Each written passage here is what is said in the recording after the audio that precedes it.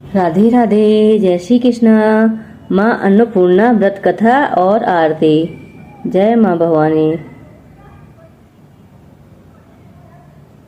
माता अन्नपूर्णा का 21 दिवसीय यह व्रत अत्यंत लाभकारी एवं चमत्कारी फल देने वाला है। यह व्रत मार्गशीर्ष मास में शुक्ल पक्ष की प्रतिपदा से शुरू कर 21 दिनों तक किया जाता है। इस व्रत में अगर व्रत न कर सके तो एक समय भोजन करके भी व्रत का पालन किया जा सकता है। इस व्रत में सुबह घी का दीपक जलाकर माता अन्नपूर्णा की कथा पढ़ें और भोग लगाएं। अन्नपूर्णे सदा पूर्णे शंकर प्राण वल्लभे ज्ञान वैराग्य सिद्धर्थे भिक्षाम दे च पार्वती। माता च पार्वती देवी पिता देवो महेश्वरा बांधवा शिव भक्ताश्च स्वदेशो भुवनत्रयम्।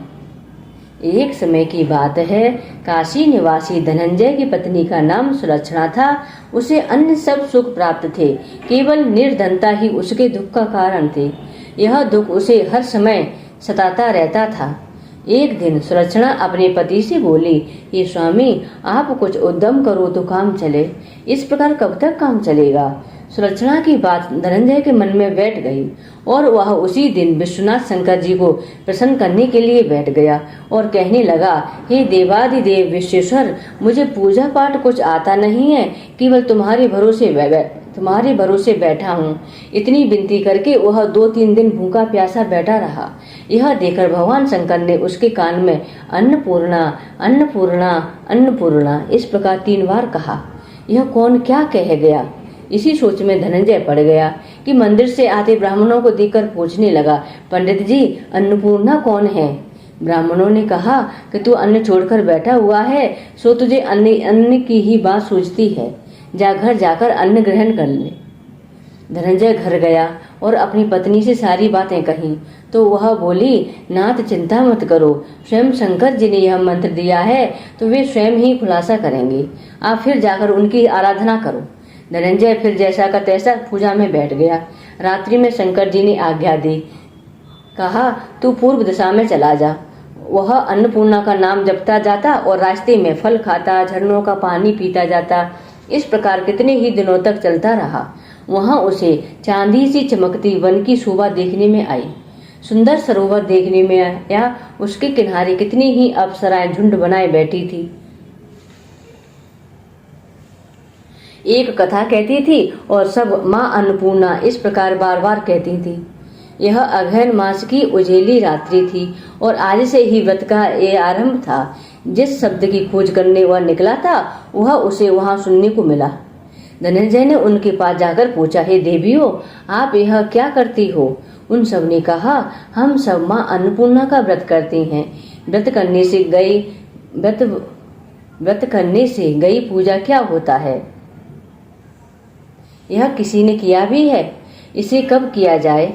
कैसा व्रत है और कैसी विधि है? मुझे कहो, मुझसे भी कहो। वे कहने लगी, इस व्रत को सब कोई भी कर सकते हैं। 21 दिन तक के लिए 21 गांठ का सूत लेना चाहिए।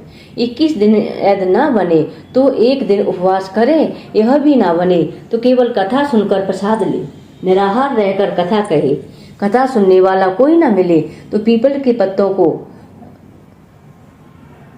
पत्तों पे सुपारी रख या घृत कुमारी बच्च को सामने कर, दीपक को साक्षी कर, सूर्य, गाय, तुलसी या महादेव को बिना कथा सुनाए मुख में दाना न डालें। यदि भूल से भी कुछ पड़ जाए तो एक दिवस फिर उपवास करे।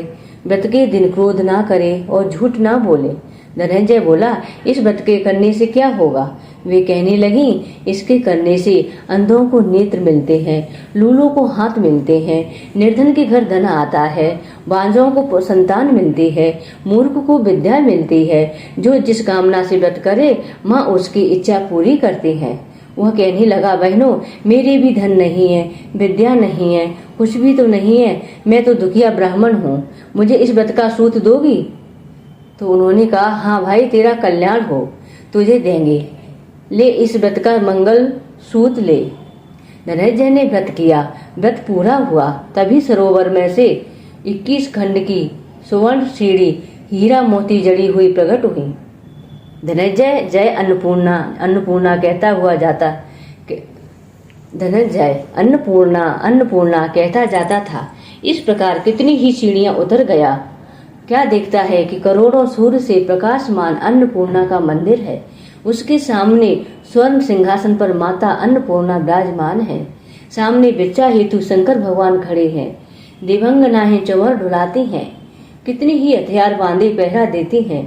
धनंजय दौड़कर जगदम्बा के चरणों में गिर गया। देवी उसके मन का क्लेश जान गई।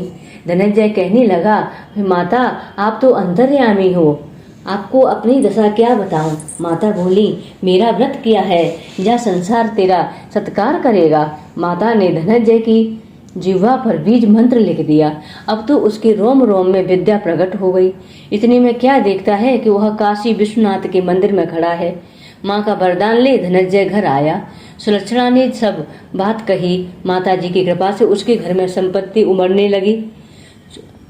छोटा सा घर बहुत बड़ा गिना जाने लगा।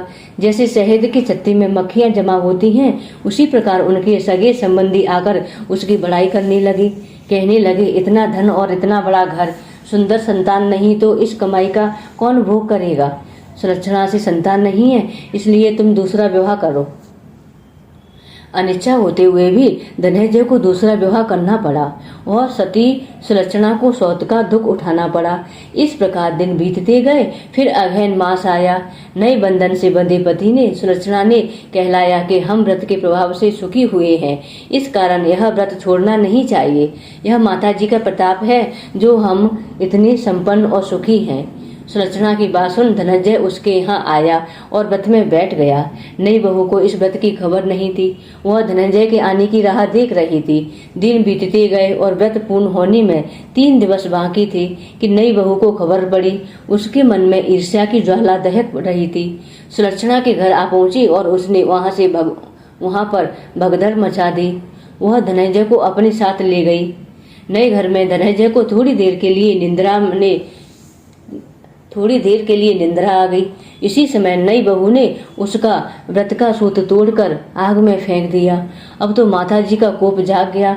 घर में अकस्मात आग लग गई। सब कुछ जलकर खाक हो गया। सुलक्षणा जान गई और पति को फिर अपने घर ले आई। नई बहू रूठ कर पिता के घर जा बैठी। पति को परमेश्वर मानने वाली सुलक्षणा बोली, नाथ घबराना नहीं, माता जी की कृपा अलौकिक है। पुत्र को पुत्र हो जाता है पर माता को माता नहीं होती है। अब आप श्रद्धा और भक्ति से आराधना शुरू करो, वे जरूर हमारा कल्याण करेंगी। धनंजय फिर माता के पीछे पड़ गया। फिर वही सरोवर सीढ़ी प्रकट हुई। उसमें माँ अन्नपूर्णा कहकर वह उतर गया। वहां जा माता जी के चरणों में रुदन करने लगा। माता प्रसन्न हो बोली, यह मेरी स्वर्ण की मूर्ति ले, उसकी पूजा करना, तू फिर सुखी हो जाएगा। जा, तुझे मेरा आशीर्वाद है। तेरी स्त्री सुलक्षणा ने श्रद्धा से मेरा व्रत किया है, उसे मैंने पुत्र दिया है। धनंजय ने आंखें खोली तो खुद को काशी विश्वनाथ के मंदिर में खड़ा पाया। वहां से फिर उसी प्रकार घर को आया। इधर सुलक्षणा के दिन चढ़े और महीने पूरे होते ही पुत्र का जन्म हुआ। गांव में आश्चर्य की लहर दौड़ गई। मान्यता आने लगा। इस प्रकार उसी गांव के निसंतान सेठ के पुत्र होने पर उसने माता अन्नपूर्णा का मंदिर बनवा दिया। उसमें माता जी धूमधाम से पधारी गईं। यज्ञ किया और धनंजय को मंदिर के आचार्य का पद दे दिया। जीविका के लिए मंदिर की दक्षिणा और रहने के लिए बड़ा सुंदर सा भवन दिया। धनंजय स्त्री पुत्र सहित वहां रहने लगा। माता जी की चढ़ावे में भरपूर आमदनी होने लगी। उधर नई बहू के पिता के घर का डाका पड़ा, सब लुट गया। वे भीख मांगकर पेट भरने लगे। सुलक्षणा ने यह सुना तो उन्हें बुलावा भेजा, अलग घर में रख दिया और उनके अस्त्र वस्त्र का प्रबंध कर दिया। धनंजय, सुलक्षणा और उसका पुत्र माता जी की कृपा से आनंद से रहने लगे। माता जी ने जैसे इनके भंडार भरे वैसे सबके भंडार भरे। जय अन्नपूर्णा माँ, जय माँ भवानी। बारंबार प्रणाम मैया, बारंबार प्रणाम है। बारंबार प्रणाम मैया, बारंबार प्रणाम है। जो नहीं ध्यावे तुम्हें अंबिके, कहाँ उसे विश्राम है। बारंबार प्रणाम मैया, बारंबार प्रणाम है। जो नहीं ध्यावे तुम्हें अंबिके, कहाँ उसे विश्राम है। अन्नपूर्णा देवी नाम तिहारो, लेत होत सब काम है। प्रलय युगांतर और जन्मांतर, कालांतर तक नाम है। बारंबार प्रणाम मैया, बारंबार प्रणाम है। सुर असुरों की रचना करती, कहाँ कृष्ण कहाँ राम है। चुमय चरण चतुरानन, चारु चक्रधर श्याम। चंद्रचूड़ चंद्रानन, चाकर शोभालक ही ललाम है। देवी देव दयनीय दशा में, दया दया कर नाम। बारंबार प्रणाम मैया, बारंबार प्रणाम है। त्राई त्राई शरणागत वत्सल, शरणं रूपं तब धाम। श्री ह्रीं श्रद्धा, श्रीयं वेद्या, क्लीं कमला काम। बारंबार प्रणाम मैया, बारंबार प्रणाम है। बारंबार प्रणाम मैया, बारंबार प्रणाम है। जो नहीं ध्यावे तुम्हें अम्ब की, कहाँ उसी विश्राम है। बारंबार प्रणाम मैया, बारंबार प्रणाम है। अन्नपूर्णा देवी नाम तिहारो, लेत होत सब काम है। बारंबार प्रणाम मैया, बारंबार प्रणाम है। जय अन्नपूर्णा माता की जय, जगत जननी माँ पार्वती की जय, माँ खांडवाली की जय। जय माँ भवानी।